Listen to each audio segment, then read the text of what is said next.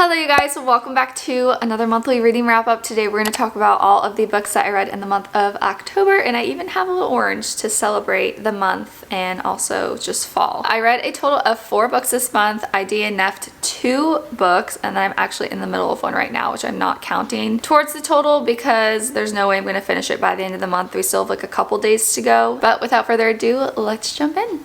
As you guys can see, we also have a little guest, my dog Kemper. She is just gonna hang out and we're gonna talk about all of the books that I read this month. But starting off with the first one that I read this month, it was The Pumpkin Spice Cafe by Lauren Graham. I actually read it on my Kindle, and this one was really cute. I would definitely recommend adding it to your fall TBR. It definitely helped to put me into the fall spirit because I just feel like ever since I moved to the South, I struggle around this time of year because it's still really warm here, and being a New England girl at heart, I'm just used to all of the fall, autumn leaves changing, and you don't really get that down here. It's just kind of the same. So it's really hard for me to like get into the spirit. But this book definitely helped with that, and also just like putting on a fall themed background on YouTube while I was reading also helped as well. But this one was really cute. It's a small town contemporary romance, also has like a rom-com vibe to it, and there's a little bit of mystery as well, which I thought was really interesting because I do really enjoy reading like romantic suspense novels. I wouldn't go as far as to say this is a suspense novel though, because the mystery is really like a tiny portion of the plot. But it is spicy. I did rate it as like 3.5 out of 5 on the spice scale, especially as you like get closer to the end. There's a lot more like description and scenes and things, but up until then there is a lot of tension between the two main characters. But anyways, this is a story about Jenny and Logan. Like I said, it's a contemporary small town romance.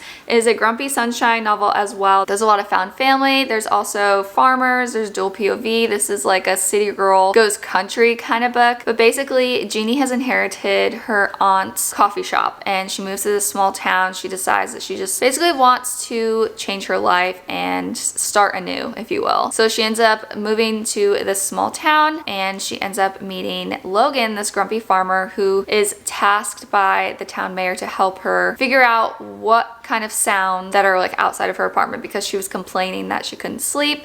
So you get that little mystery element to it as well. As you like get further into the plot and stuff, they start to fall for each other and you get to see their romance. If you guys really like watching Gilmore Girls, I believe this book is like based off of that show. It really gives Lorelai and Luke kind of romance with like the grumpy sunshine. He's very like rugged and she likes to talk. She is very friendly and outgoing, whereas he doesn't really like people that much. So I think the dynamic and the banter between the two of them was really good as well. Also like all the little quirky side characters with the town, and they also have like town meetings and stuff, which really reminded me of Gilmore Girls as well. So I ended up rating this one 3.75 stars. Moving into the second book that I had actually started and decided to DNF. This was our book club book for the month of October. It's called Murder at the Book Club. Yes, Murder at the Book Club by Betsy Reevely. Sorry, I'm like looking down at my phone. I think I read 2 chapters and I just decided to DNF it because the characters in this book are very unlikable and I just wasn't connecting with them at all. It also takes place in London, so you could really tell like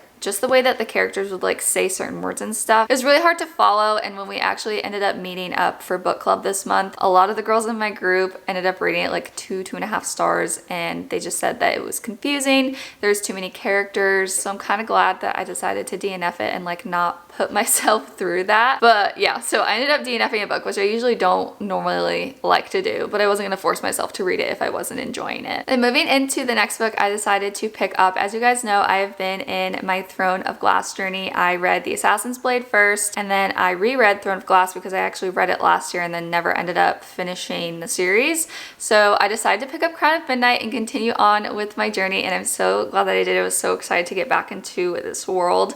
I ended up rating this book 4.5 stars. Maybe like this is an unpopular opinion of mine, but I really enjoyed that book. I know that's not a lot of people's favorites, and I am currently in the middle of reading Queen of Shadows, so I have accelerated with my journey so far, and I feel like I stick by that. I'm really enjoying Queen of Shadows so far, but I would say like my next favorite would probably be Crown of Midnight. But this is a high fantasy novel. It's a fantasy romance, and all of these books so far that I have read in the series have been very clean. There isn't like too much romance that happens between the characters in the series, but this specific book, Crown of Midnight, you get to see a little bit of a romance between the main character and one of the other characters. I don't want to say too much because I don't want to spoil anything, but you definitely get to see the plot progress a lot, and a lot happens. I remember I was like kicking my feet and just giggling, and there was a lot of like questions that got answered, and really the plot starts to move along in this book, and some things get revealed. And if you guys have read a Sarah J Maas book, you know she's notorious for having everything happen in like the last 100 pages or so, and so much happened in that book. I was just not expecting some of the twists that happened in here, and it really just laid the lane for like what's going to come in the series. So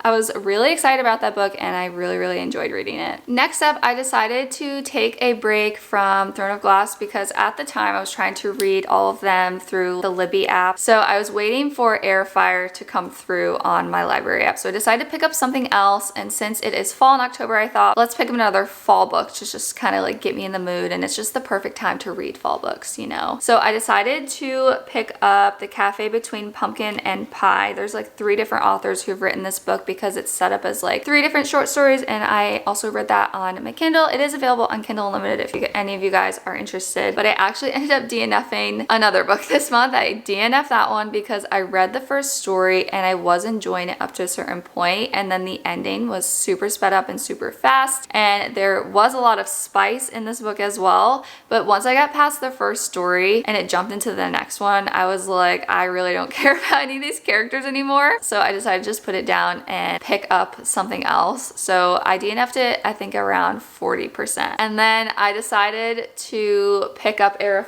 actually, which I have the hardcover here because I went into Target and they were having a book sale, and I just like couldn't walk away without buying a book. So I just decided, you know what, both of these are on sales, like buy one get one half off. So I'm just gonna get the next 2 books in this series because I believe the wait on the library app for this one, it's like a 25-week wait, and I was like, there's no way I am gonna want to wait that long to read the next one in between. So I just decided to pull the plug and get the next 2 books. So I decided to read Heir of Fire, and I ended up rating this a solid 4 stars. You guys will see me read a little bit of this in a video that's probably going to come out after this one. I know this is so many people's favorite book like in the series. I think because you get introduced to a lot of new characters in here that are going to obviously be in like the rest of the books, and I do really like the main male character that is introduced in this book. I really like him, but this book was so slow for me. It split into 2 parts, and I was really struggling with the first part of this book, and I was honestly like, why is this so many people's favorite book? Like, I don't understand.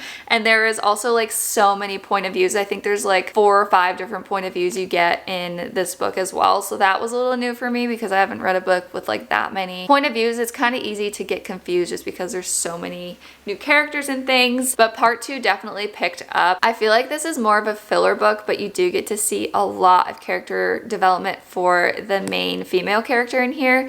You get to see her go through so much, and it really broke my heart to see like what happens to her happen in this book. She has a certain like attitude and everything in the first 3 books, which I really enjoyed reading about, but then you just see her like completely broken in this book, and I just felt so bad for her. Like my heart was really hurting. The plot I feel like didn't really progress as much in here, but I think everything that happened obviously needed to happen, and you get like a little bit more of the plot, but a lot of like this book is like the actual meat of the story. Like everything has been established up to this point and things are actually starting to happen. You're starting to get places with this one. This one is definitely faster paced than Heir of Fire, which I have really been enjoying so far, and I figured it would kind of pick up, and it has, which I'm really glad that it did. But again, I'm super glad I'm reading this series, but I wasn't as impressed with Heir of Fire as I would have liked to be. Then moving into the last book that I read in the month of October, it's actually a little novella I read on my Kindle because a while back they had the Stuff Your Kindle Day on Amazon, and I actually went through and downloaded a bunch of books. I think I talked about that in a video with you guys and shared what I had downloaded. I decided to pick up something really quick to have like a little filler in between all the Throne of Glass books. So I read On the Shelf by Ash Keller. I ended up rating it 3 stars. It's a very, very short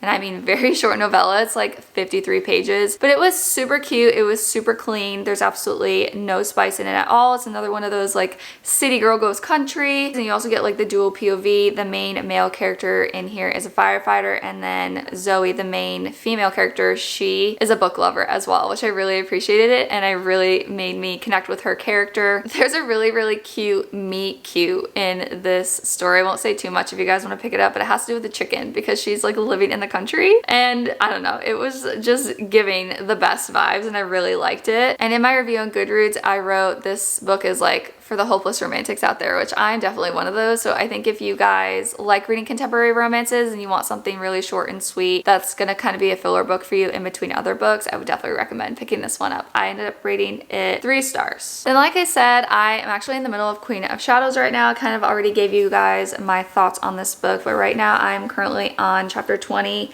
page 162, and I still have so much of it to go. I think this book is like somewhere around 600 pages. It might be more than that, honestly. I'm kind of scared to read the rest of the books because they are so chunky, like they're literally bricks. But that is everything that I read this month, in the month of October. If you guys have read any of these books, definitely let me know what your thoughts are in the comments down below. Let me know what you read in the month of October as well. I can't believe that we are getting into November, and then it's gonna be Christmas, and then it's gonna be 2024. I just feel like this year has really sped up, and I just cannot believe that it's flying by. But I hope that you guys enjoyed watching this little monthly wrap-up video. If you did, be sure to give it a big old thumbs up and subscribe below if you are new here. And if you have any book recommendations for me, as always, leave me a comment down below letting me know what you would like me to read. Thank you guys so much for watching. I hope that you are having a great day wherever you are, and I will see you guys in the next one. Bye guys.